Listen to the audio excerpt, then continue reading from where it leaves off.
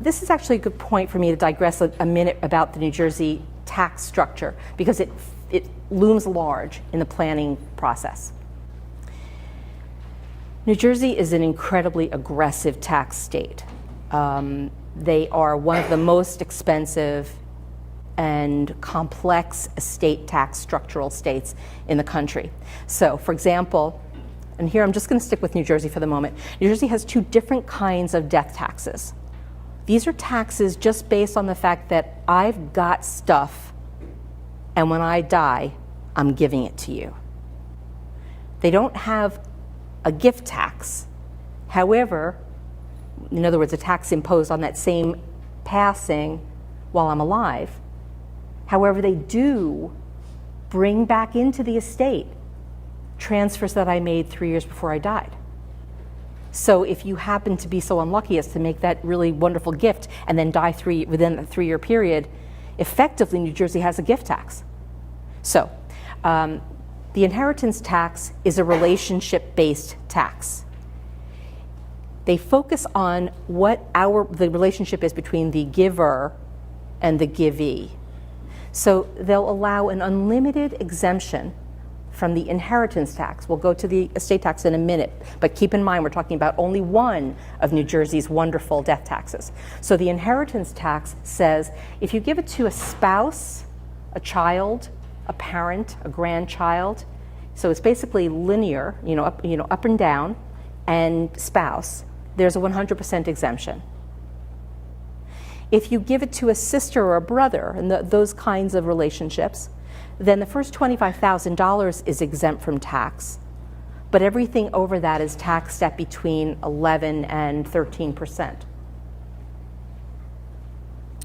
If you give it to a charity, there's also an unlimited exemption, but of course New Jersey can't do anything simply. So if you give it to a charity that does not honor that's in a state that doesn't honor a New Jersey charity, if it doesn't have a reciprocal arrangement, that New Jersey will not accept that as an exempt inheritance tax transfer. And then everybody else is what's called a Class D beneficiary. All transactions without a floor are subject to tax if you are a Class D beneficiary. And the tax rate on that is between 15 and 16%.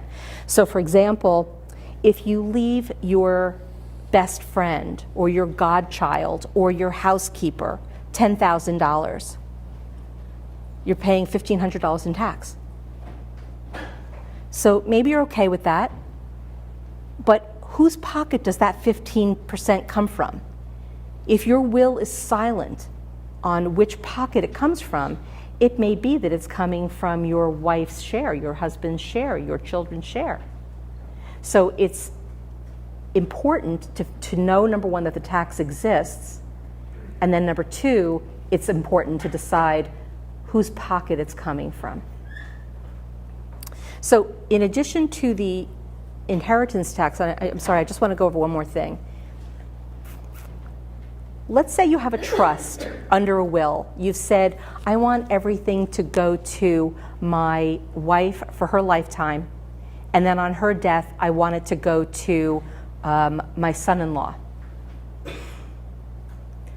The daughter is deceased, the son-in-law is special to her, and I want it to go to the son-in-law and his new wife.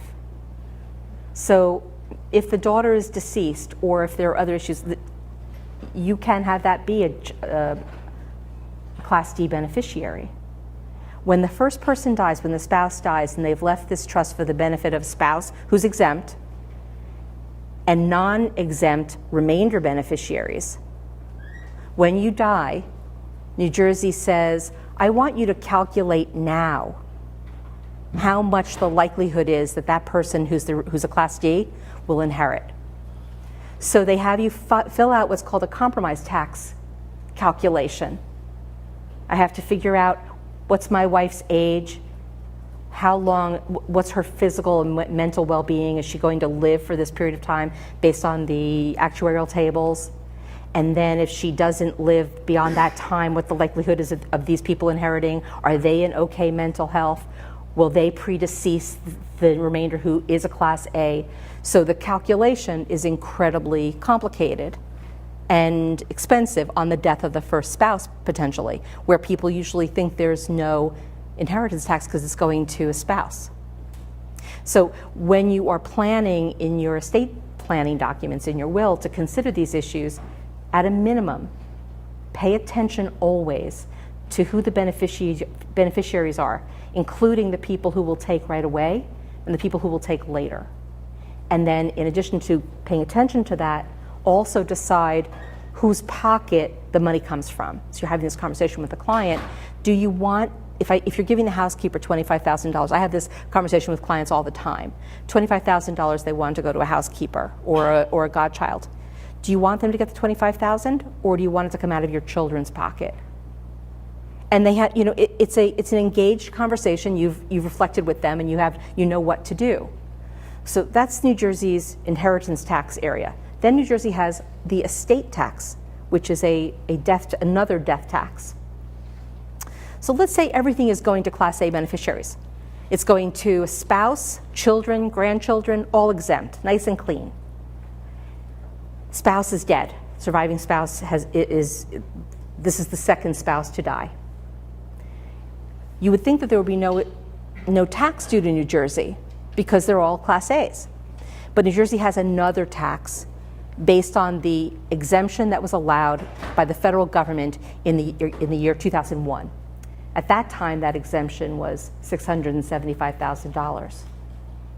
So the net of this is that in New Jersey, if you have an estate going to children or grandchildren or people that you would otherwise think to be exempt other than a spouse, then you're going to have tax on amounts over $675,000.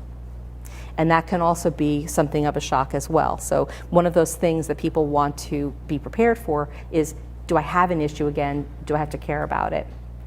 I also want to mention that the estate tax construct is linked to the federal rules, the Internal Revenue Code. The Internal Revenue Code says that if you have a non-citizen spouse, so the surviving spouse is not a citizen, then transfers on death to that spouse are not exempt.